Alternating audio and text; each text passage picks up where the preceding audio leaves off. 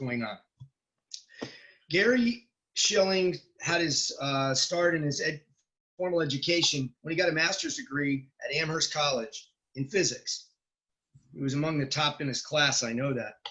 He went on to Stanford. He got a master's and then a PhD in economics. So while he was on the West Coast, Gary took a position with the Federal Reserve Bank up in San Francisco. When he left there, he started his own firm in New Jersey. And that firm was started, I believe, in the late 70s, 78. But before then, he had quite a position with White Weldon Company. Gary was their chief economist and senior vice president with that organization.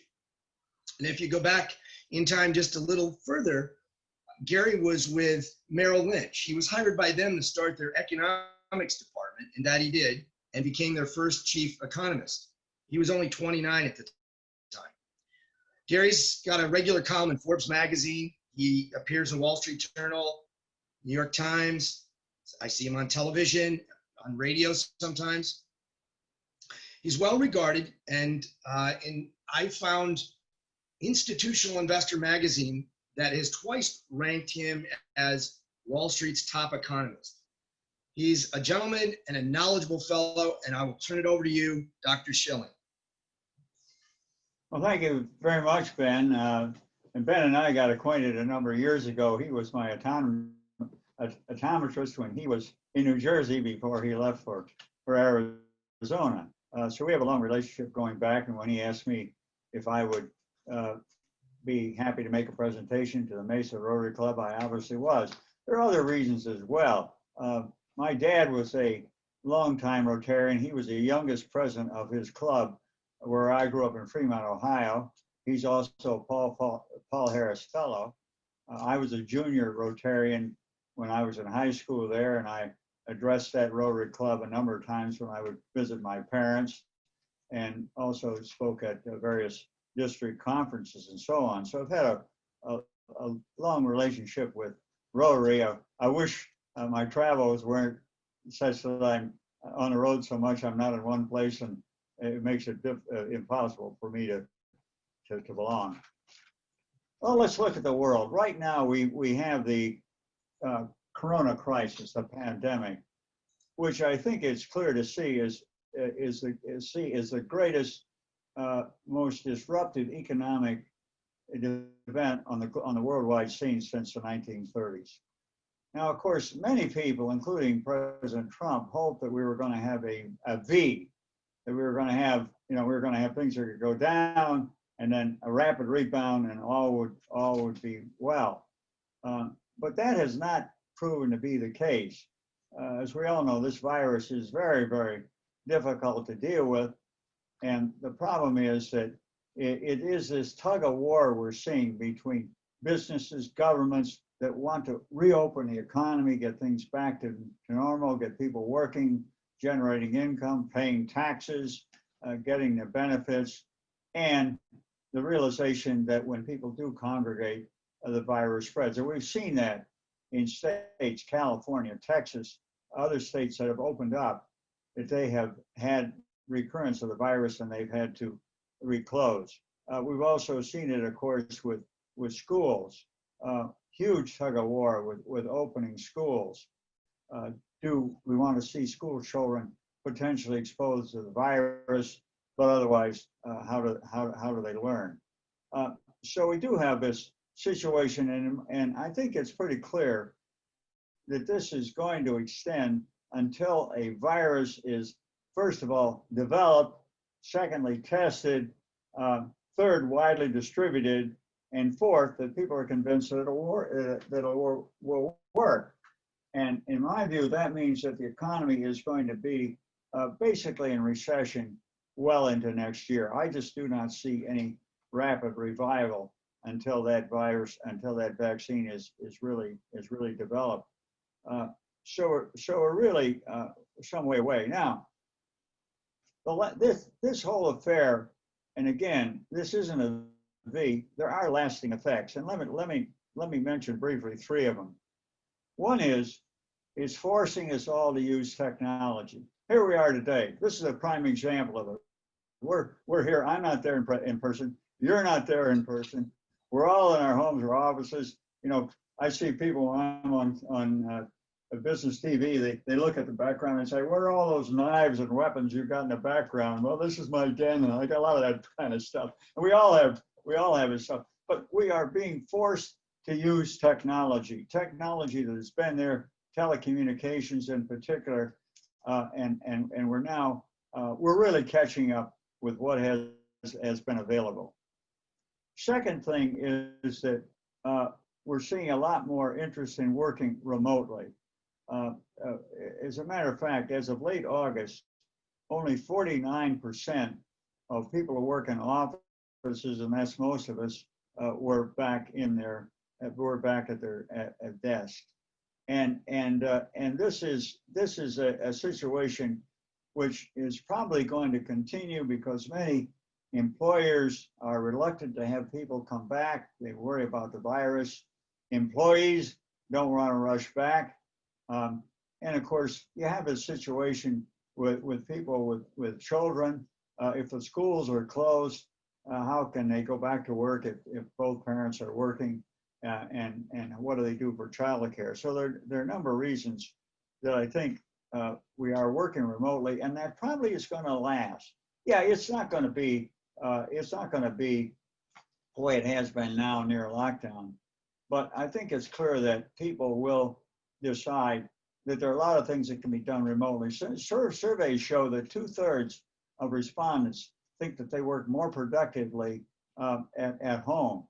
And that's even with the interruptions that are at home, but they're balancing that against the time they don't have to spend commuting and otherwise wasted in getting to and from offices. So I think working remotely is a second factor. The third one is remote teaching. Now, this is something that's being developed, particularly on the higher education level. It has been for years. And part of it is simply the response to the huge explosion of tuitions. You know, a lot of people today simply cannot afford college. And if they do go to college, they want to learn something that will give them the ability to make a living. It's more oriented toward vocational preparation than it is a training of the mind or traditional role of education. That's a whole other story. But we're seeing an acceleration of this trend toward remote teaching, which is much more efficient in some ways. You don't have the personal relationships, the bull sessions, the chats with professors and so on. It's not a zero-sum game, but I think it is going to be enhanced. These are things that I think are going to be lasting. We're going to be taking advantage of technology. We're going to have more of us are going to be working remotely, at least more of the time, and we're going to see a shift toward more remote education. Now, another thing it's very interesting to me, as a matter of fact, we do a monthly newsletter, and I'm just putting the final touches on October's version. And one of the articles I have in there talks about real estate. And this is causing some vast and I think lasting changes in real estate. You know, previously, if you think about it, real estate pretty much all worked together. When you had a strong economy, there was a lot of single-family home construction, a lot of jobs created there. People were making incomes, they were spending them in malls. You needed more workers in offices, so office construction was strong. All these things were working together. But that isn't true anymore. Now it's much more of a zero-sum game. And if you look at this, one of the key factors, of course, is the huge explosion in single-family housing. People are moving out of apartments in expensive cities like New York and San Francisco. They're moving to the suburbs. They're moving to more remote areas. They want to have more space. They want to have a space to spend with their families. They want to have room for homeschooling. They want to have room for home offices. So it's a whole change. And you look at the statistics, and the demand for single-family housing and bigger single-family housing is very strong, but the demand for apartments is actually declining. So we're seeing this shift, and of course, related to this is the way people, when they are home, what do? Okay, they play computer games with their kids and so on and so forth. They do some really interesting things. The Wall Street Journal a couple of days ago had a story about people who take phantom flights.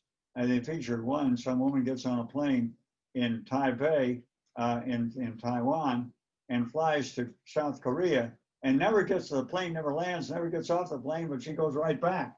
She didn't have to go through quarantine, but she just liked the idea of flying. So people are doing some interesting things to divert. Home gardening is another one I happen to be involved in, as well as beekeeping. But one of the most lasting important things here from the economy standpoint, I think, is online shopping. Excuse me. We've already seen the tremendous burst of online shopping, the Amazon effect, if you will, and it's coming to the extent of bricks and mortar department stores and other stores. It's also been very, very difficult for malls, and malls are really in trouble. There are really too many bricks and mortar stores, particularly in malls, and they are suffering from this. And we're seeing some very interesting transitions. There are a number of them that are going out of business. There's some of them that are converting to other uses. I think it's ironic that some of the big mall owners are considering shifting some of these empty spaces where big box stores were to distribution centers for Amazon. So here's Amazon that's really very, very much gaining at the expense of the malls, also getting cheaper space in malls from which to distribute. So this online shopping, I think, is probably, it was already strong, and it's getting a huge hype from this. Now, so you do have some winners here: single family housing, malls, distribution, Amazon, etc., that are coming out of this. There are, of course, as I say, it's a zero-sum game, and you do have some losers. And I would point out there apartments in expensive areas, crowded apartments, places like New York City and San Francisco, where people simply want to move out to less crowded areas, and they are under pressure. And of course, office buildings. There you see interesting situations. I mean, occupancies are way down. And occupancy in New York City is only about 20% of what it was back in February. It's 15% in San Francisco of what it was at the beginning of the year. People are not going back. Employers worry about the virus. Employees, many of them say, I don't think it's safe yet. And so there is and people say, hey, I can save time on commuting anyway. So office buildings are under serious pressure, and I think will continue to. Let me move on briefly to the international scene here. What we are seeing now is a challenge to what was really the most significant economic development in the last 3 decades, and that is globalization. And what I mean by globalization was the movement of Western technology to Asia to take advantage of cheap Asian labor. In other words, they moved the technology to there, produced the goods, and then exported them back to North America and Europe.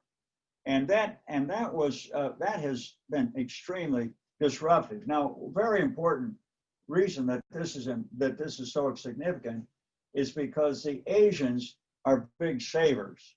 In other words, they produce a lot more than they spend. The saving rate for households in China is about 30%, and the US is less than 10%. What does that mean? It means that on balance, you've got more supply in the world than you have demand. In other words, there's more production than there is consumption. And so what does that do? Well, it does a number of things. One is it puts downward pressure on prices. And we're seeing the Federal Reserve in this country, I'm sure you follow this, they are desperately trying to get inflation back up from essentially 0 or negative to their 2% target. And that's true of every other major central bank: Bank of England, Bank of Canada, European Central Bank, Bank of Japan, you name it. They all want inflation as a cushion because they really fear deflation. They fear a situation when people will restrain spending because prices are going down, and then you get too much inventories, too much excess capacity, it pushes prices down, confirms suspicion, and you get into a downward spiral. They want to avoid deflation, but you have this huge excess of supply over demand because of this imbalance in Asia. One important development. A second one is what this has done to U.S. manufacturing. U.S. manufacturing, as all these jobs have shifted to Asia, has really been decimated. And as a result, we've seen in G7 countries, and that's of course the U.S., Canada, UK, France, Germany, Italy, and Japan. We've seen these countries with no purchasing power growth on average for over a decade. In other words, most people have no additional after-tax money after subtract inflation than they did 10 years ago. And this has made them mad as hell. Anybody remember the movie Network News? Remember that one with the guy Howard Beale? He's been fired as a TV anchor. He's mad as hell. He goes to the window and throws it open and says, "I'm mad as hell. I'm not going to take it anymore." Well, that's where people are. They're mad as hell because they have not had this purchasing power growth. So what's happened from that?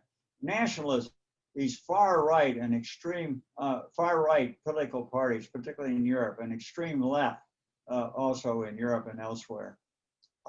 And of course, this is, I think, what got Trump elected in 2016. He didn't look at it as a globalization per se. He blamed it on immigrants and imports, and basically said this is hollowing out America. It is ruining the U.S. and so it's had that effect. And so we're seeing this effect of globalization. Now the question is, where do we go from here? Because interestingly enough, you've been following the political news and this rather comical debate last night, but Biden has now basically joined Trump in bashing China. He is moving toward protectionism. In other words, this idea that globalization has been bad on balance is widespread, and Trump has advocated protectionist policies, made in America, and Biden is basically saying the same thing. They're both bashing China.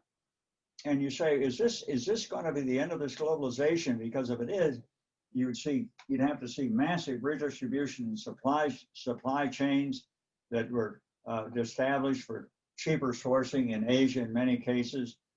You'd have to see many changes as a result of the end of globalization. You'd see a lot more inflation. Now, I don't think that's likely. I think we are seeing modifications in globalization, and we are going to see more protectionism. And that's really the result of the lack of purchasing power growth of most people in North America and Europe. But it does mean, I think, that there's going to be a shift of output from China to other Asian countries. And a lot of them are even cheaper sources, places like Bangladesh, Cambodia, India, and so on. You're going to see that continuing. We're probably going to see much more activity move to North America, and Mexico in many ways is replacing Asia as a source of low cost labor. So that will probably continue. U.S. manufacturing is probably at an irreducible minimum right now, but as the economies grow, we spend more on services anyway than goods, a great proportion. You can only have so many cars in your driveway, but you can spend almost infinite amount of money on travel, recreation, medical care, and so on. So that shift is taking place anyway. But I think we're probably about through with the decimation of manufacturing. But it's not going to come back. In other words, you're not going to see shoe factories open in this country that employ 5,000 people like you had years ago. You just cannot compete in a globalized world. Now, it is possible. It is possible that we see protectionism win out here, and this election may tell us an awful lot about that. And if Trump wins, he may look on that as a vote of confidence for all protectionism. They say, I don't think that is likely, but we're certainly moving in that direction. Now, in this environment, let me give you some suggestions as to what I think you ought to do in your personal lives and in your businesses. One is, I think you ought to adapt to a slower growing economy. We simply do not have the source globally of any big burst in economic growth on the horizon. We do have this excess supply situation in Asia, downward pressure on prices. So that's the second thing. I think you've got to assume that we're not going to have inflation bailing us out. In other words, you can't assume that whatever it is, if I have high debts and so on, inflation is going to erode them away. And that's the third suggestion, is to lower debts, get financially stronger, build a fortress-like balance sheets. One thing that we've seen, and we're all aware of this, that it's really been saddening, is a virus and what it has done to not only individuals, but the small businesses, people who never had much of a financial cushion to begin with and are now simply wiped out, even with all the government money that has been sent to them and probably more will be sent to them. But it just shows that people who were highly leveraged, that had heavy debts, that simply were not prepared with any kind of a financial cushion, they were the first to be wiped out, and they are continued to be decimated. It's not too late, though, to really take actions and build a balance sheet that really is like a fortress. Well, let me just close here with a story that I think you'll find interesting, and it's about putting things in perspective, and it took place not in terms of the economy, but it took place it took place in ancient Rome. It seems this Christian has been tossed into the lion's den, and he sees the gates open and the hungry lions bound out, and he knows he's in big trouble. And the one big ferocious male lion's making smaller and smaller concentric circles around this Christian, and he figures the end is near. So he does the only logical thing. He drops to his knees, folds his hands, saying his last prayer. Well, after a couple of more laps, the lion comes in front of him, drops to his knees, folds his paws, and the lion and the Christian looks up at the lion. He says, "Aha! At last we're communicating." And the lion looks down at the Christian. He says, "I don't know about you, bud, but I'm just saying grace." Okay. Well, thank you very much for your attention. Ben, we got time for a few questions? We've got time for a few questions, absolutely. And I'm going to ask the first question, and I think we'll probably have a few more. But you touched on the supply chain distribution and talking about like manufacturing from China possibly coming to Mexico. But one of the big things I hear about are pharmaceuticals and the expensive price tag on pharmaceuticals if they're manufactured in this country. Could you elaborate on that a little bit? What do you see on the horizon, maybe a year or two from now? Will that change significantly where pharmaceuticals are manufactured? Well, that is one of the critical areas, because with this corona crisis, of course, a lot of these supply chain have been revealed, things that people never even thought about. And as it turns out, as you're getting at, Ben, most of the basic building pharmaceutical blocks, the raw materials are made in China. They're then fabricated and processed elsewhere, but they start off in China. And so there's a tremendous feeling that we've got to do more to ensure safer supplies. And these are the kinds of things that I think are going to end up shifting more toward some of it to the U.S., to Mexico, maybe to safer areas in Asia, but out of China per se, and try to develop more diverse supply chains. Now, the thing about supply chains is that they don't exist simply because people like to ship goods around world for stages of processing. You think about it. Right now, they make computer chips in South Korea. Then they shipped them to Taiwan for semi-processing, and then to China, where they put them into the cell phone that we all have. Now, you say, why do they do that? Well, they do that because that's the cheapest way of organizing the whole thing. In other words, all the costs of the freight and clearance and the customs and all that, it's more than offset by the savings. So that's why you have these supply chains. And of course, it means that when you get into situations now, like you point out, with pharmaceuticals, where they're are feeling that this is national security, then you get a different approach. And it does mean reconfiguring the supply chains, and it probably means higher costs. And by the way, this isn't brand new. You look at the U.S. steel industry, it probably wouldn't exist in this country if it weren't for the feeling that we do need a certain amount of steel, particularly for the military, but for the civilian economy as well. So to say that there hasn't been any attention to the safety angle of supply chains, you say that's brand new. That's not really true, but it's getting renewed emphasis now with the crisis. I have a question. Hello? Yes, you're on, Dave.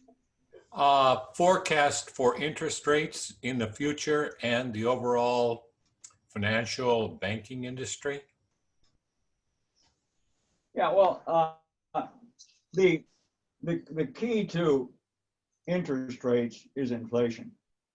As a matter of fact, I've been credited with having the best forecasting record on long-term Treasury bonds, really starting in 1981. The yield on the bonds then was 14.6%. Now it's 1.2%. And I've never bought Treasury bonds for yield. I couldn't care less what the yield is. I just as long as it's going down, because when the yield goes down, the price goes up. Now this is looking at it from the investor standpoint. I'll come from the other side in a minute. But the point is that why have we seen this dramatic decline in interest rates? Really, it's because of the unwinding of inflation. Inflation was double digits back in the late 70s, early 80s. And over time, between the yields on long-term Treasury bonds and the consumer price index, there's a 60% correlation. And that's amazing when you think of all the things that can affect interest rates, political hassles, trade disputes, diplomatic problems, military action, but it really boils down to inflation. Now, I'm a strong believer that inflation is going to remain low because, as I mentioned, we have this excess supply situation with Asia. Unless we go completely protectionist, I think that's going to continue. So interest rates will remain low. And on top of that, the Federal Reserve very much wants to continue low interest rates. And if you follow their actions in the last month, they've basically thrown in the towel on their ability to peg inflation rates and therefore interest rates. They basically said, we're going to let our target for their overnight funds policy rate, the federal funds rate, float much more openly. They really, it's a backdoor saying, hey, we really didn't get it right. We don't know what we're doing. We're just going to back away from this whole thing. So the Fed has basically said for the next 3 years, they're not really going to do anything. They don't see anything that's going to push up interest rates. So they're going to remain their short-term rates at basically zero. And there is a spillover from short rates to long rates. If you look at 100, if the federal funds rate, maybe it's getting a little esoteric for some of you, but if the federal funds rate, this very short-term rate, goes up by 1 percentage point, it spills over to 10-year Treasury bond yields by 0.35% and into 30-year Treasury yields by 0.24%. There is a spillover, but not much. You get out to the other end, longer end, it's inflation.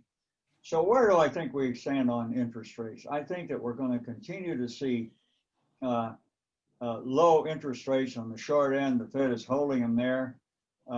And as far as the longer term yields, yes, I think they're there, and they may even go lower. What I called in 1981, I said we're entering a bond rally of a lifetime, and I think it is still intact. And by the way, since then, these Treasury bonds that I've used in portfolios I manage, my own portfolios, those in my family and charities I control, they have outperformed the Standard & Poor's index by 6 times since the early 80s.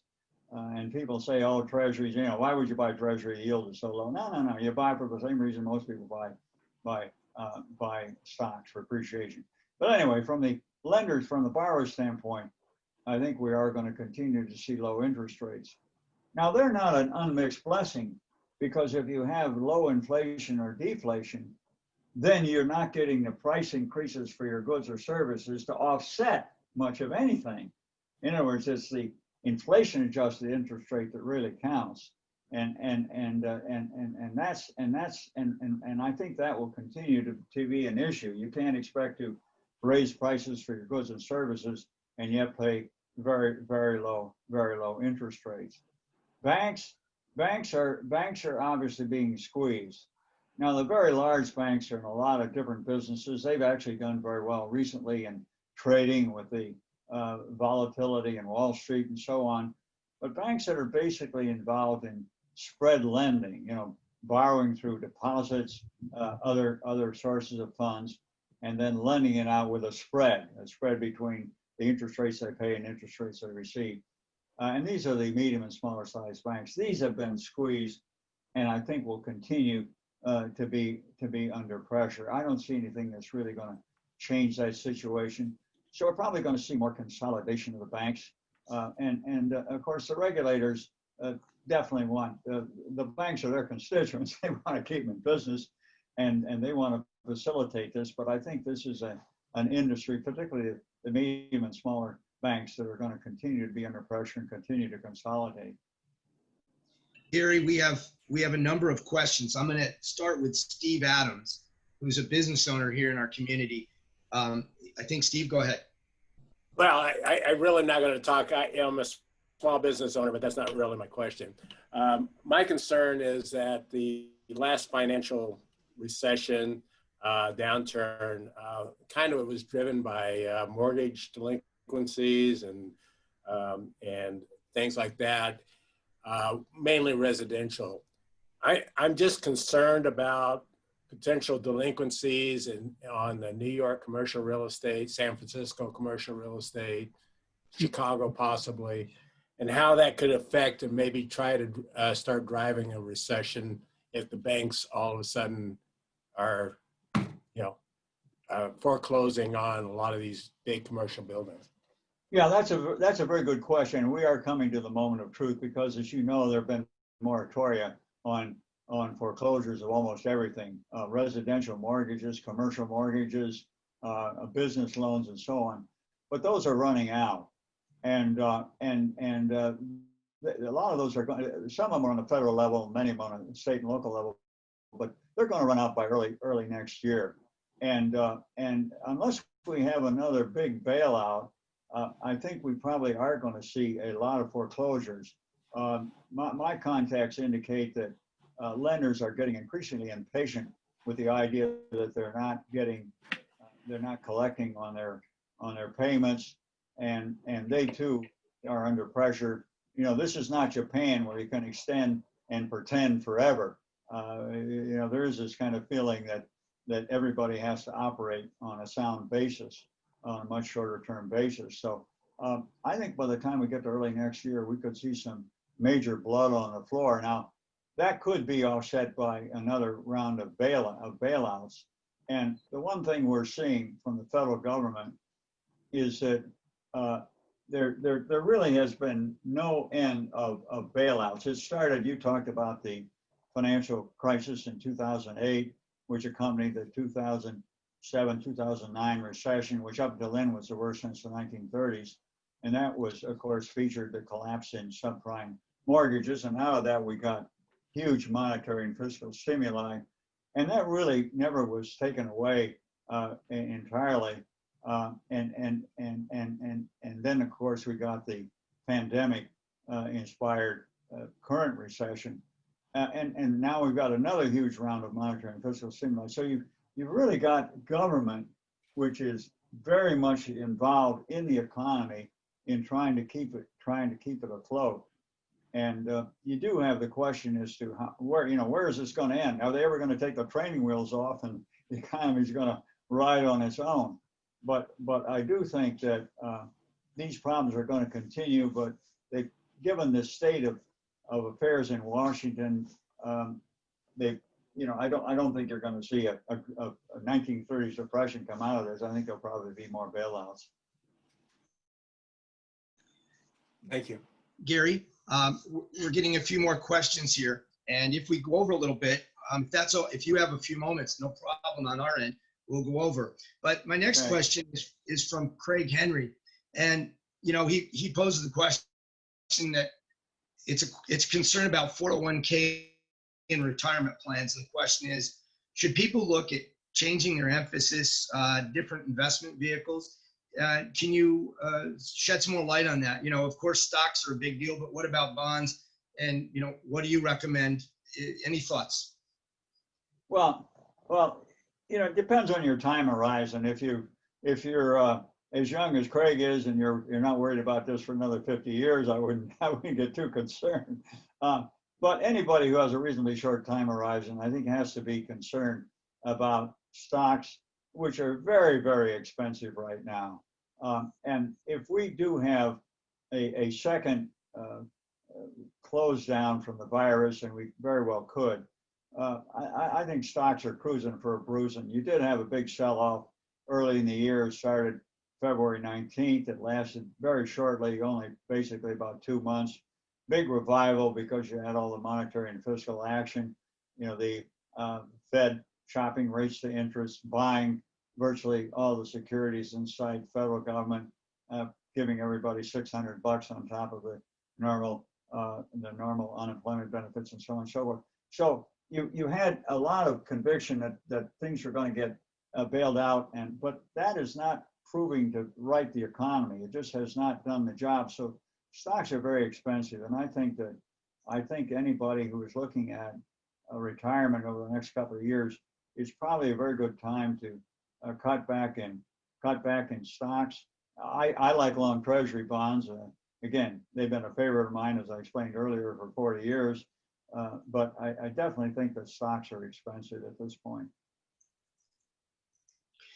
Thank you very much, Gary. I'm going to shift gears, and Ivan Martinez just said current events right now in the news. Disney and American Airlines have announced big layoffs, and he's wondering what your thoughts are on that, and what does that portend?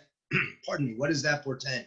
Are there further changes that we can expect, or is that an idiosyncratic? And Ben, this really comes under the heading of this extended recession that I explored earlier, because people thought there was going to be a V. Well, you look at these airlines. I mean, their capacity is down to zilch, and or the people in the seats, and they tried to hang on. They did get bailout money from the government, and now they've run through that money, and so they're really at the point they say, hey, the traffic is not coming back. We've got to take action. We're laying people off.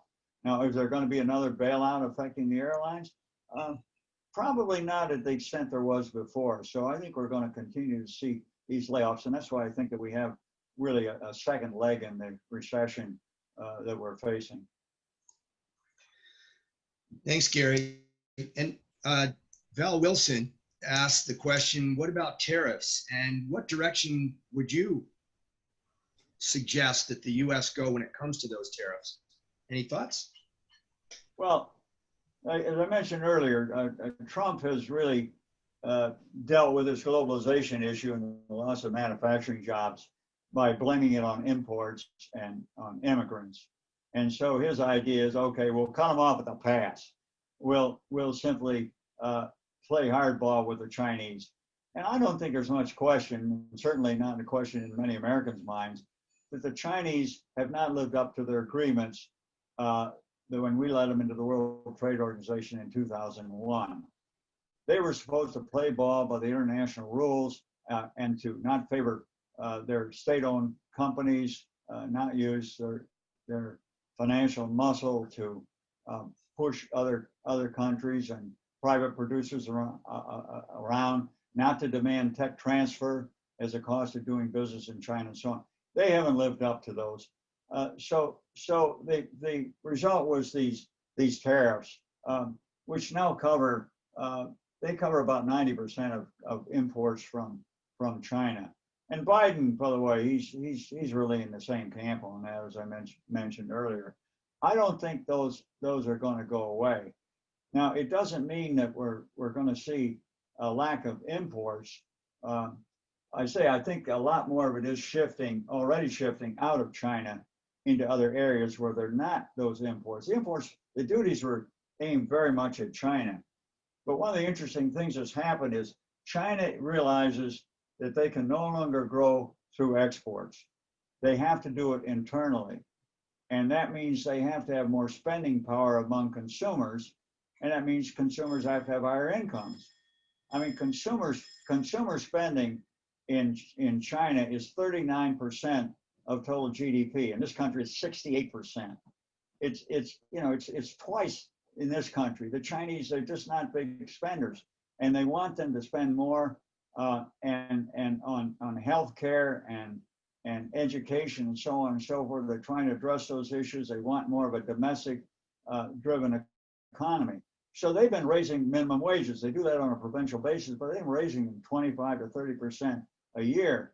And what has that done? It has made a lot of low-cost production no longer viable in China. It's moved to these other countries I mentioned earlier: Bangladesh, Thailand, India, Pakistan, you name it. And so I think that's what we're seeing.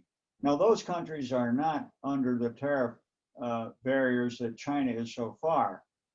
Obviously, if this problem continues, they may, but so far there isn't that feeling at these countries, and they're individually obviously a lot smaller than China. So I think that the tariff issue continue on China, but it's not really slowing down the whole globalization as the production moves out of China into other areas that are cheaper and less in the political spotlight. Gary, thank you. And I'm going to ask if there are any other questions. Yes, I have one. All right, go ahead, Dave. How do we repay this trillions of dollars of debt that we're generating? Don't worry about it. You and I'll be dead long before that. Have to think about it.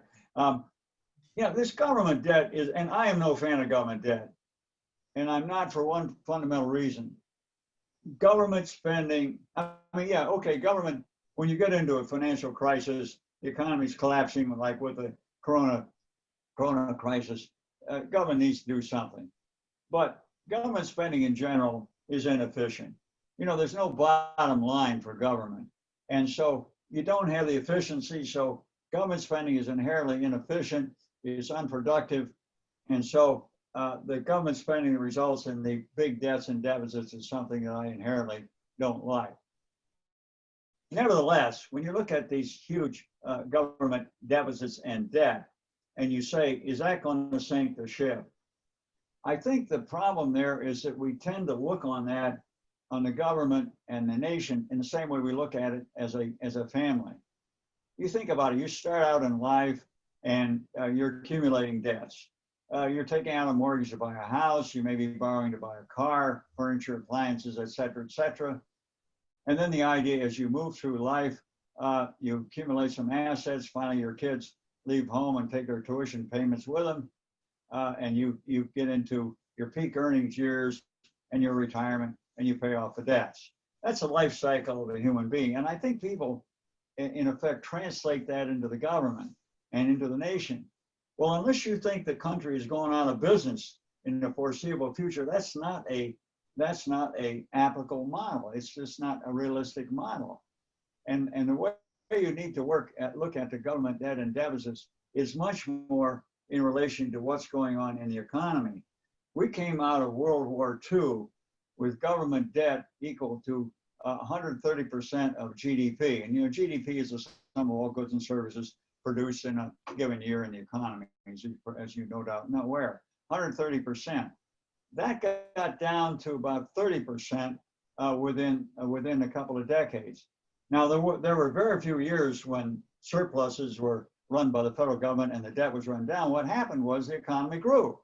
In other words, the denominator grew, and it wasn't the numerator coming down, the denominator going. So that's the way that this is under control. We're now getting back to over 100% of government debt to GDP.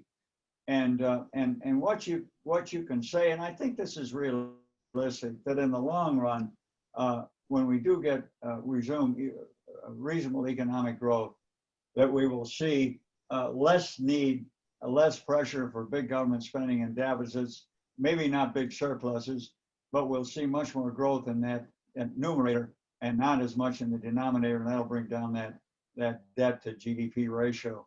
But again, you got to look at this as a whole nation and not as sort of the individual lifetime experience.